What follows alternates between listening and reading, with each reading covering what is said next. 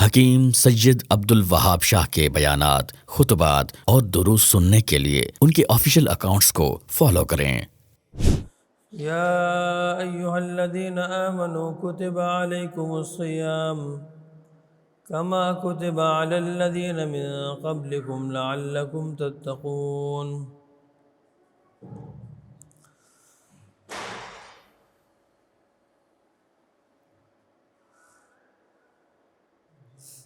अल्लाह रब्बुल आलमीन په 12 میاشتو کې یو میاشت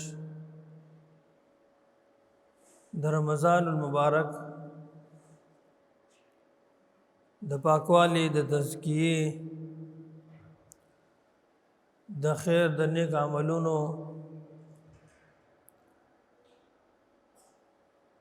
د ګناهونو د معافی یو میاشت ګرځولې ده. په دې میاشت کې الله رب العالمین مسلمان عاقل بالغ باندې روزي فرض کړې دي.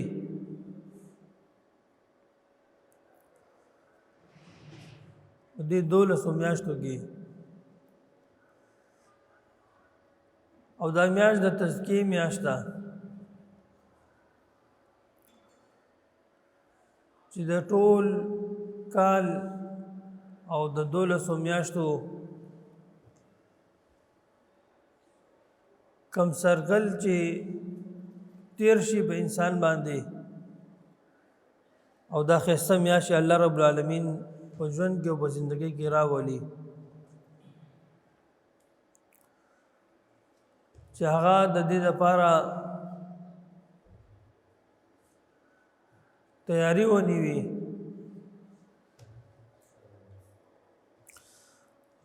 الله رب العالمین د دې میاشتې د روزي په مسلمانانو باندې فرض کړی دي.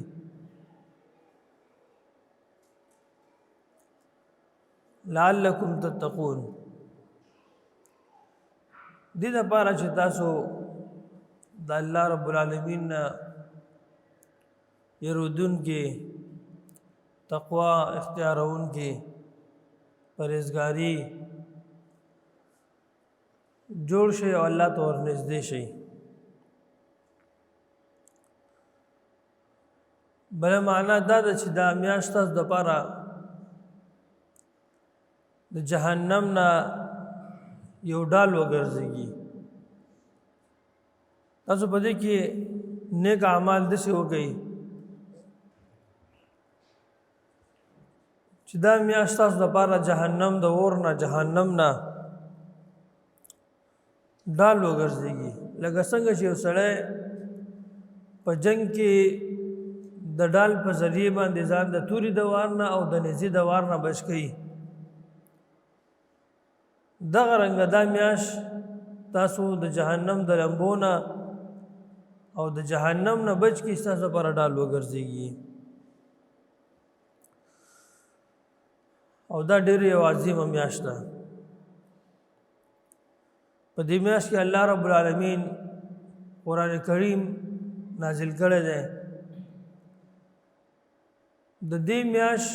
د قرآن کریم سره یو خاص تعلق دی. رسول الله صلی الله علیه وسلم په دې میاشت کې د قرآن کریم تلاوت په قیام اللیل کې بالخصوص په ډېر اهتمام سره وکاو. جبريل امین علیه السلام پر راتلو د محمد رسول الله صلی الله علیه وسلم قرآن به اوریدو.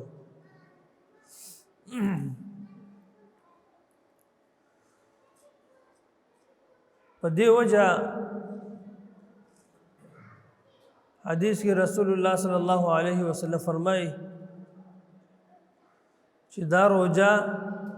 او قرآن کریم یشفعان للعبد، د قیامت په ورځ باندې به د دې بنده لپاره د رب العالمین په وړاندې سفارش کوي.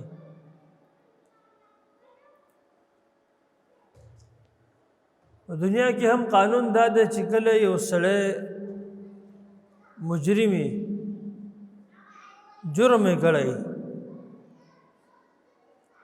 نو دې د ځان دپاره د خپل ځان د خلاصۍ دپاره او ځان د بچ کولو دپاره چې سزا نه بچ شي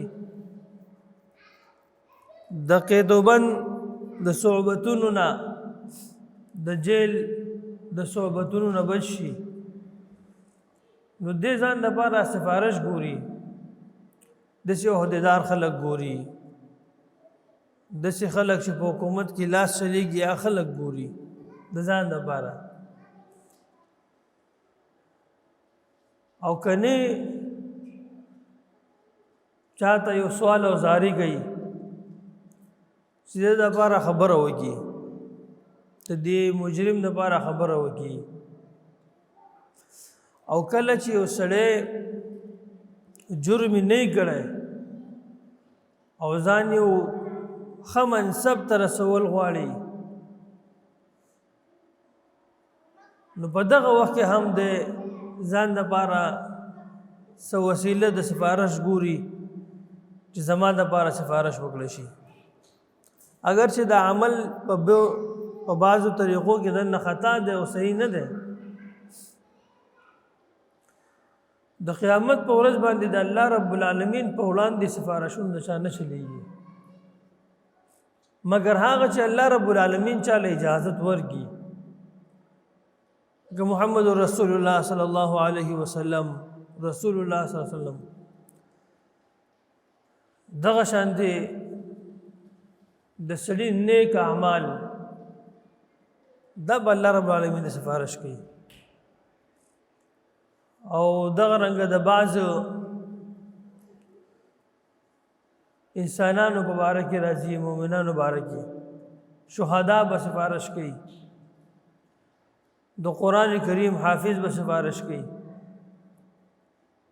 هغه هم د رب العالمین په اذن او په اجازت سره او الله رب العالمین موږ ته بیان کړی دی محمد رسول الله صلی الله علیه وسلم په حدیثو کې بیان شوی دی چې څوک به سفارش کوي د قیامت ډیره سخته ورځ ده عظیمه ورځ ده ډیره په دغه ورځ باندې یو انسان په دې تمه باندې په دې امید باندې وي چې زما د پاره څوک سفارش وکړي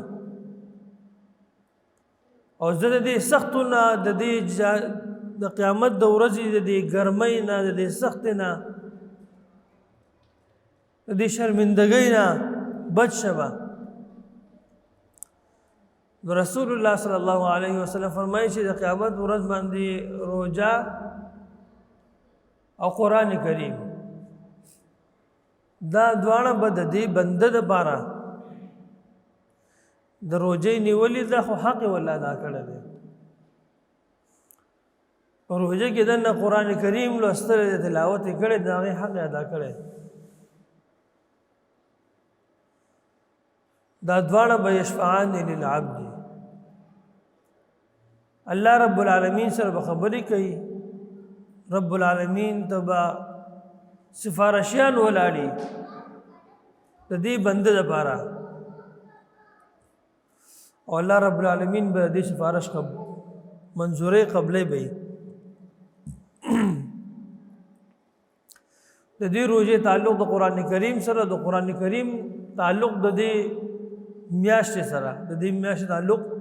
قران کریم سره او د قران کریم تعلق د دې میاشت سره رسول الله صلی الله علیه وسلم یو خاص اهتمام کړو په دې کې دنا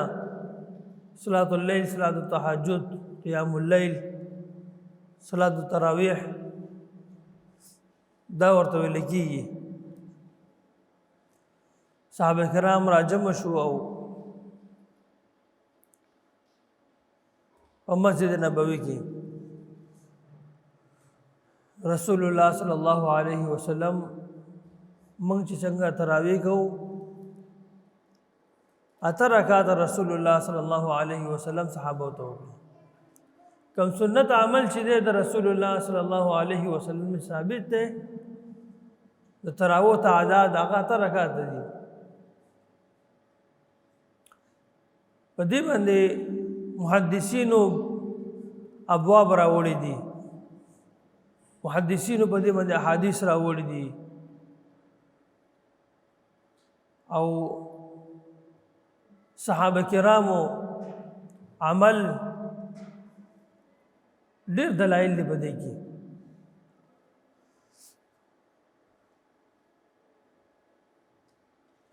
چې رسول الله صلی الله علیه وسلم 8 رکعات کړي او کله چې 11 ذکر راځي د 11 رکعاتونو نو پاره کې اوسه تراویح د وتر ذکر راشي چې دا رسول الله صلی الله علیه وسلم دا مونږ کړی دی دا مذهب پرست چې کوم دی دیو په دې خبره پورې خدي چې نه شل رکعات اس سه یو حدیث په دې کې د نشته دی علاوه پاغه موطئ امام مالک کې او هغه حدیث امام مالک او نور محدثین خپل ورته ویل چې کمزور دی ضعیف دی د عمر رضی الله تعالی عنہ عمل ذکر کوي چې عمر رضی الله تعالی عنہ شل رکعات کړو حدیث خو یو هم نشه چې باندې کې د شل رکعات ذکر راغلی په کومه طریقه چې داخله کوي الغرض دا مذهب پرست چې دی د چا په دې سر باندې چې د مذهب د بت سوار شوی دی همیشه لپاره خپل مذهب د جوړول لپاره خیر د قران کریم وګرځيږي او احادیث وګرځيږي د مذهب نه دفاع وشي مذهب دی برابر شي او خیر د قبل طرف ته ډیر دلایل د قران کریم نه د محمد رسول الله صلی الله علیه وسلم د حدیثونه او چې زمونږ مذهب هغه بس برابر پاتې شي زمونږ د مذهب خبره د مذهب زګه کومه چې د امام د قول سره د امام د عمل سره هم پروا نه د امام د فتوی سره هم پروا نه زه په خپل باندې وای چې زمونږ امام اعظم امام ابو حنیفه رحمه الله دی حقیقت دا د شاغه امام ابو حنیفه رحمه الله نه امام اعظم منی نه غنی او نه تسلیم کړه ده په ډیرو مسلو کې د نبی دغه خلاف رواني د ځان له بحث ده الغرض رسول الله صلی الله علیه وسلم صحابه کرام په جمعات کې راجم کړه او دا عمل دا عبادت د صحابه کرام سره وکړو یو ورځ دوه ورځې دغه شان دي بیا رسول الله صلی الله علیه وسلم د خپل حجرې نه راونوت صحابه کرام راغلو راجم شوي او رسول الله صلی الله علیه وسلم راونوت په دې انتظار کې صحابه کرام ناسو چا ټوخي کول چا مړی آزادول چې رسول الله صلی الله علیه وسلم روزي او رسول الله صلی الله علیه وسلم راونوت سحر له چراوت رسول الله صلی الله علیه وسلم صحابه ته یو چې ما تاسو आवाजونه اوریدل دا چې مړی ما آزادول یا ټوخیم کول ما تاسو आवाजونه اوریدل په دې وجه راونه وتم د عمل د رب العالمین ډیر زیات خوښ او زما دا یاره پیدا شو چې دا تاسو باندې الله رب العالمین فرض نه دي او چې فرض کو بیا به دا کولونه تاسو قاصر شي یا بس تاسو نه پدې کې بس کمې وشي بیا به پورا کول نه شي په دې وجه راونه وتم رسول الله صلی الله علیه وسلم نور بیا عمر رضی الله تعالی عنہ صحابه کرام راجم کړه او هغه چې دې خبرې یې را نشته چې وحی راشي او حکم د فرضیت راشي صحابه کرام راجم کړه په مسجد نبوي کې او هغه عمل هغه عبادت بیا شروع شو تر دې زمونږ وخت پورې تواتر سره بیا روان دي او قرآن کریم پکې لوستل کېږي دا عمل د الله ډېر زیات خوښ دی. روژه د عبادت میاشت ده او عبادات به کې دننه بالخصوص په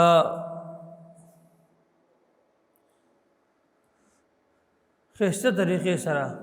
الله غواړي چې په دې کې دننه عبادت دا تزکیې د پاکوالي میاشت ده. رسول الله صلی الله علیه وسلم فرمایي چې کله دا میاشت داخل شي مسلمانانو باندې فتحت ابواب الجنه، الله رب العالمین د جنت ټول دروازې کولاویږي دی بنده دپاره. او دغه رنګه د جهنم دروازې الله رب العالمین بندېږي. او دریم الله رب العالمین کم سرکشه شیاطین دي چې انسان دوکه کوي، انسان غولی، انسان گناہ طرف ته راکاږي، انسان خواهشات ورته مزین کوي، دغه شیاطین الله رب العالمین وتړي او بیا आवाज کیږي د اسمان نه چې د خیر طلبګاره اوس د خیر دروازې ته کولاوي دي او دې طرف ته اوس منډېږه، کوشش وکړه، محنت وکړه، زندگی دې لږه بدله کړه. 11 میاشتې چې دا په کومه طریقه تېرې کړې، اوس په دې میاشت کې دننه ځان داسې که چې هغه 11 میاشتو نه خو بدل شي، ستا اعمال بدل شي، ستا ژوند بدل شي، ستا زندگی بدل شي، ستا نیک اعمالو کې بدلون راشي.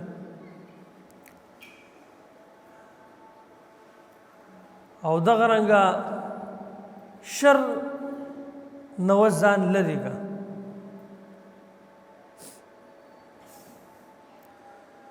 ځکه چې په دې میاشت کې الله رب العالمین د جنت دروازې کولاوي کړي او د جهنم یې بندې کړي او شیطانان یې وتړل.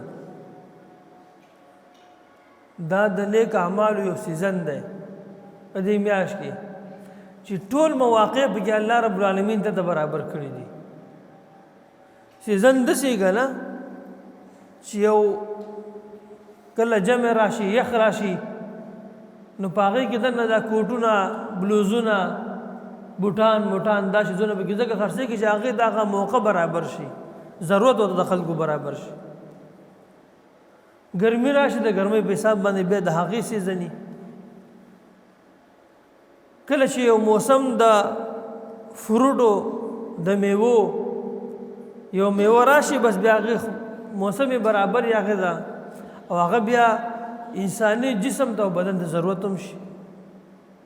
همدغه رنګه دا د نیک اعمالو یو سیزن دی. جنت کولاو د دروازې کولاوي دي، جهنم الله بند کو، دروازې بند کړي، الله دروازې د جهنم الله بند کړي.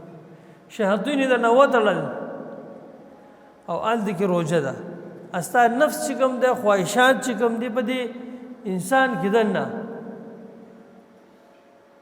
رسول الله صلی الله علیه وسلم فرمایي چې یا معاشر شباب من استطاع منکم الباءة فلیتزوج. ځوانانو څوک طاقت استطاعت لري مالی بدني هغه دې واده وکړي، نشي طاقت نه لري نو دې بیا څه کوي؟ روژه ونیوي. روژې نیولو سره به څه کېږي؟ دا نفس په کنټرول کې راشي، دا نفس په کمزوری شي، خواهشات بې لکیني. هلته روژه شیطان الله رب العالمین وتړو، جنت دروازې کولاوي کړي، جهنم دروازې الله بندې کړي او سهار نه ماښامه پورې بیا ته ولګې او ولګه تنده د رب العالمین دپاره تېرې روژه دې نیولې ده. نو هغه نفس ته هم کېناستو، د هغې هغه سرکشي، د هغې هغه طغیاني، د هغې هغه بغاوت هغه هم کېناست. اوس په روژه کې یو سړی چې کله ګناه کوي، شر کوي او دغه رنګه خپل اخلاق برابر نه کړي، خپل اعمال برابر نه کی، خپل عبادات برابر نه کی، د منکراتو نه د ګناهونو نه ځان ونه ساتي، نو دا بیا ډېر بدبخته انسان دی. د بشانته بدبخته انسان په دنیا کې بیا نشته دی. دا ډېر بدبخته انسان دی. او خیری ورته هم کړی شوي دي چې میاشت د رمضان راشي او الله د مغفرت ونه کي او د ځان د بخښنې حقدار ونه ګرځي. نو محمد رسول الله صلی الله علیه وسلم هغه د جبرئیل امین خیری او د محمد رسول الله صلی الله علیه وسلم امین په ویل هلاک دي شي، تباه دي شي، برباد دي شي هغه سړی چې میاشت د رمضان پې راشي او دا میاشت ټوله تیر وځي او د مغفرت ونه شي، الله دې معاف نه کړي، دې ځان حقدار د مغفرت ونه ګرځي. او الله رب العالمین د رحم د مغفرت د جنت دروازې درته کولاوي کړي دي، بل طرف د جهنم دروازې شیاطین تړلې دي، بند کړي دي. نفس هغه کمزوره شوی دی. په دې وجه په روژه کې په دې میاشت کې به یو سړی ډېر اهتمام کوي د دې خبرې چې د نه سرته غټ ګناهونه ونه شي، دې نه داسې یو غټ ګناه ونه شي. روژه کې خلک راباسي او د روژه ماتې په وخت کې دننه مړی کوي، مرګونه کوي. دا خو ډېره ښایسته میاشت ده الله رب العالمین د تربیت دپاره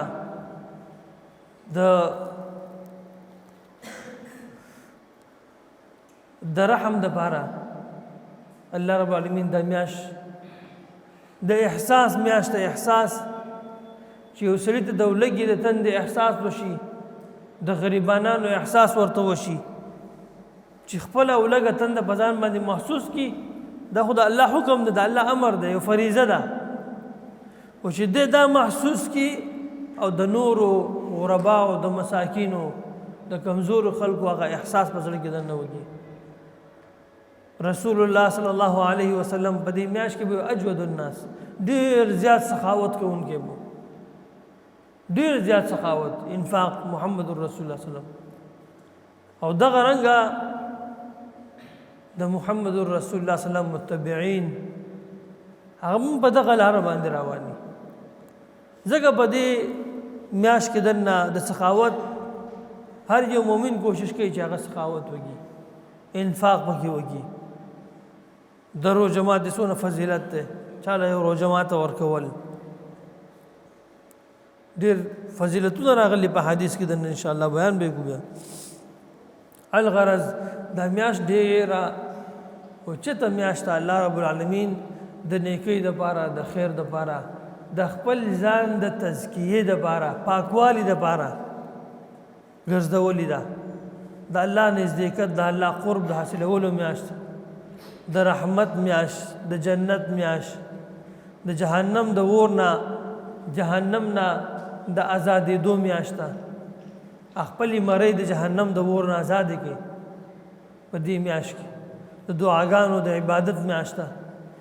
معنا دا نه ده چې یو سړی عبادت دونه پکې ځان دغه چې هغه بیا زړه ووایي. الله رب العالمین ته عبادت عمل هغه ډېر زیات محبوب دی چې هغه لږې خو د همیشوالي په همیشه دپاره کېږي. احب الاعمال الى الله ادومها وان قل. د رب العالمین هغه عمل ډېر خوښ دی چې هغه خیر د کلګي او چې په هغې باندې سړی همیشوالی کوي. داسې نه چې مطلب دا چې یوه شپه ځان داسې کړي چې بیا زړه یې وهلی او بیا ټوله میاشت دغه شان دی، یا یو ورځ دونه عبادت یا اعمال وکړي چې پای کې زړه ووایي بیا نور اخوا نه شي کولی. د انسان دا فطرت، دا طبیعت، دا مزاج، دا زمونږ رب، زمونږ الله زمونږ نه زیاتې ښه پېژني.